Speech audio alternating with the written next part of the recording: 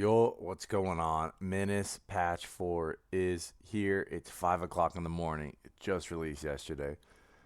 I gotta hit this before we go to the gym. So, they hit us with the high all. We're transitioning back to regular development. We have another patch focused on bug fixes, balancing, and improvements today. That is the majority. But the first thing I read added heavy SMG to black market and to faction rewards. Now, I don't know if there's any other SMG other than like the PPP. There's some assault rifles for like drum mags and stuff that kind of work similar, but this is exciting to me. I've been getting into a lot of SMG and shotgun play on my newest run, and this is just gonna be super exciting. I can only imagine what it's gonna have in store. And they even mentioned that they have had no patch without any new content so far. So they've given us the Kruger counterterrorism machine pistol, which is a new type of heavy SMG and will be among the best weapons to deliver loads of hit point damage over short distances. And you can find it in the black market as well as the faction rewards. I'm assuming the faction rewards is going to be in the, oh gosh, what is it? The army rewards? The army, not the pirates and not the aliens. I'm assuming it's going to be the army. We'll see if it says. But the jetpack now counts as movement with regards to perks as steady gun and zigzag, which is awesome. You can jetpack in and have your zigzag proc give you a ton of defense. They've added new notifications when trying to deploy undeployed leaders. So no vehicle, not enough squaddies are unavailable. So it'll actually tell you now instead of just like not letting you deploy it. It'll give you the reason of why it's not. So that's a good quality of life.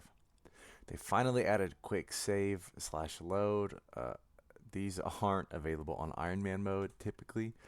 I'm still waiting for you to be able to save during a mission because those missions are long sometimes, especially on the hard difficulties, 20, 30-minute missions. I want to be able to save during the mission.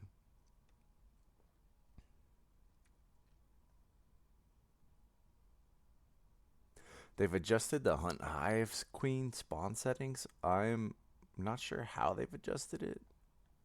As far as I know, it doesn't say. Just says adjusted. Mines and acid puddles no longer affect flying units, which makes perfect sense. They should be able to fly over it.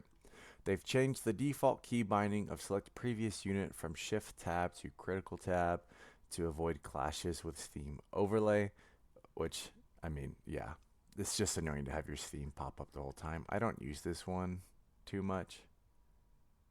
I don't select previous. I just tab through it all the way. But if you're a person that likes to go previous and back and forth, then control tab is going to be your new option. And yeah, it would be a super annoying to just have your Steam page pop up constantly. They've changed the default display mode from full screen to full screen window. Easily changed, doesn't really matter to me. Added the correct icon for advanced sensor accessory settings. I mean, this is just awesome quality of life. Adding more pictures and icons to these things make them easily discernible in the market and in your item inventory. So when you get a ton of items, it's just better.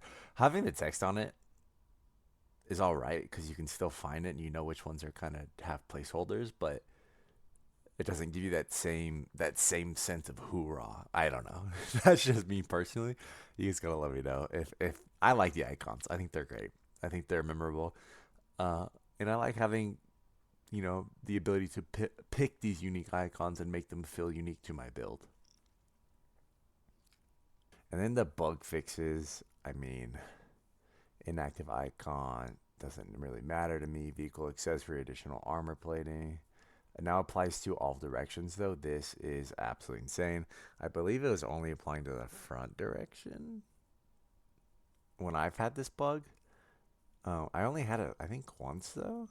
It's hard to tell because when I was hovering the icon, it like showed it above and not to the sides. I thought, maybe I'm just crazy, but yeah, that's awesome. One operation having the same type of mission. I have not had this bug, but imagine you load in and you just have 5 search and destroy missions in a row, or four's max, I think, amount of missions in one go. That's hilarious. Fixed an issue where turn could freeze against the rogue army. This was so annoying. You just had to restart your computer. Only happened to me twice. And I don't think I've had any of these other bugs. Except the hollow point ammo, rend ammo, and match ammo didn't work properly. I think I did notice this the last playthrough I was running. Some of my builds, I was running a lot of rend ammo, and I didn't necessarily see a difference in the damage I was doing to the armor, which is why I was putting it on. Um, so I'm happy to see this fixed. I haven't noticed it. I haven't really used hollow point ammo. I haven't really noticed it with match ammo though. I feel like I got the extra range. Maybe it was the accuracy fall off that didn't work properly. I'm not sure, but I didn't really notice it here. Some of the balancing things, increasing watchtower hit points from 250 to 300. I think this is a great change. I think being able to one shot them with some laser weapons, or just two shot them, it was a little too easy to get rid of them, or in some cases when you were defending in them for the enemy to get rid of them. I don't use the grenade pistol much either. I think I've only used it twice, but increase the damage from 15 to 30, armor pin from 15 to 30, damage to armor durability from 20 to 35, accuracy bonus from 20 to 15, and suppression from 0 to 50. I think this is a fantastic change. It is a fragmentation grenade, supposedly. So the suppression from 0 to 50, you might actually be able to get some really good use out of this.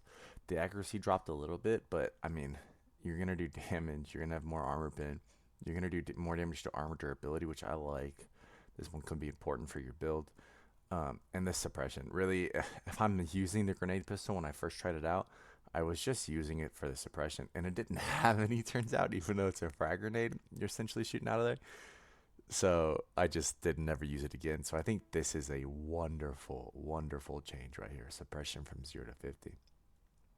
Same thing with the auto grenade launcher. Increased damage, armor pant, and armor durability. Uh, Nothing crazy here, just a nice little buff. A little bit to each. Increase the grenade pistol price from 25 to 35, so it is better, so they increased the price to reflect that. Don't really mind that.